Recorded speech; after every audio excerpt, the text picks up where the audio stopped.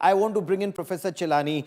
Professor Chilani, Pokhara 1998 nuclear tests, and then there were sanctions on India. Our entire Sea King and Sea Harrier fleet, our naval fighter jets and naval helicopters, they were grounded. There was cannibalization of parts, and there was a lot of suspicion. And you know better than anybody else how the light combat aircraft suffered in the absence of the GE 404 engines. Your appreciation, especially after what Donald Trump is doing, is the United States a reliable strategic partner when it comes to military hardware? Or is there merit? Look, you have the National Security Advisor, in Russia. You have the External Affairs Minister and the Defense Minister who would be heading there. Russian President Vladimir Putin would be coming to India. Where are India's interests better protected?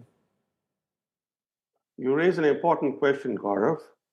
For more than 30 years after the 1971 birth of Bangladesh in a bloody war of liberation, the US imposed sanctions on India. And in that same period of 3 decades, the US aided the rise of China, creating an expansionist monster on India's northern borders. And in the same period, the US kept arming Pakistan, trying to make it as a military counterweight to India. After 3 decades, the US-India relationship finally began to take off when President Clinton came to India in the year 2000. So successive governments for 25 years in Washington have invested in building a stronger relationship with India. Now Trump is threatening to sink that vital relationship. Operation Sindoor clearly revealed that the US is not a trustworthy strategic partner.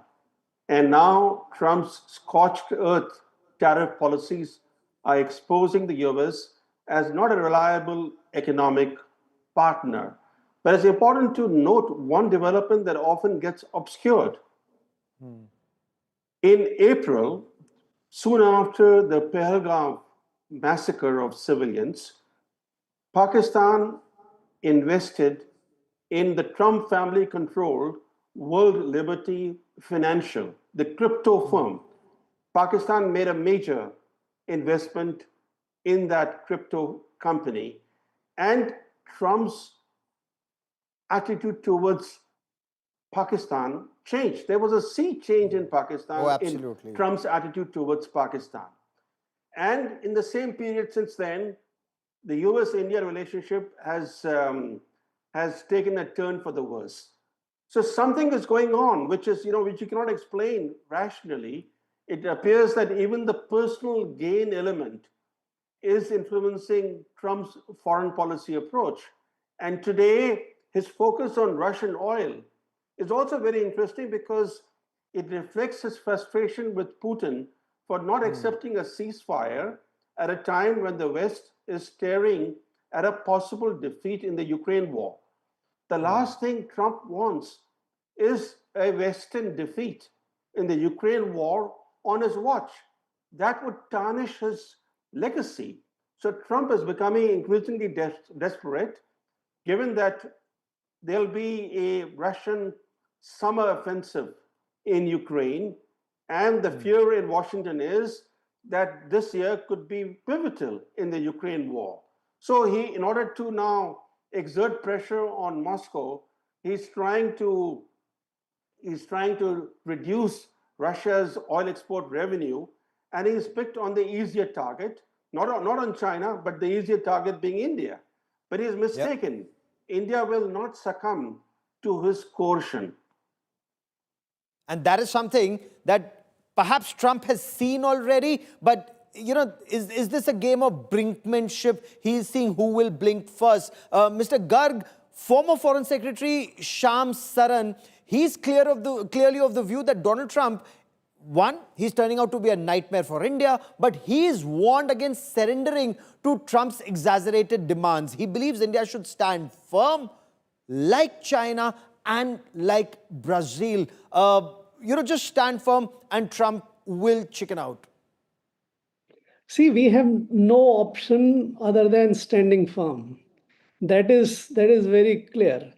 See, until two things happen, it will not be in the interest of India, the problem will not be solved. One, we must make the distinction between Trump and the United States.